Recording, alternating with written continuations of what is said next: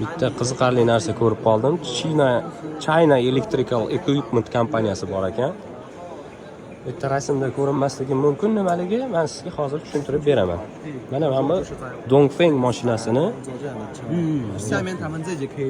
modelkasi bu ichiga qilingan. Nima qilingan? Bu mana bu dizelda ishlaydigan dvigatel va mana bu generator. Eski Soyuz texnikalarida men ko'rganman. ZIL 53, KAMAZ o'shanaqa texnikalarda ko'rgan edim. Bu yaqin atrofda unaqa narsa ko'rmadim. Balkim bordir, balkim yo'qdir, bilmayman. Generatorlar. Ya'ni gaz 66 da ko'rganman. Cho'l hududlarida, tog'li hududlarda, tok yo'q hududlarda qurilish kompaniyalariga yo shunga o'xshagan kompaniyalarga tok kerak bo'ladigan bo'lsa, aynan mana shu turdagi texnikalar 380 yoki 220 tokini ishlab chiqarib yetkazib beradi. Men shaxsan eski texnikalarda ko'rganman. Yangi texnikalarda, hozirgi kundagi texnikalarda bu narsa bormi? Bor bo'lganda ham bu narsaga O'zbekistonda hozirgi kunda talab bormi, yo'qmi do'stlar? Nima deysizlar? Sizlar ko'rganmisizlar yangi Manda yo bo'lmasam Isuzuda yoki KAMAZda hozirgi kundagi O'zbekiston ichini gapiryapman. Bormi shunaqa texnika?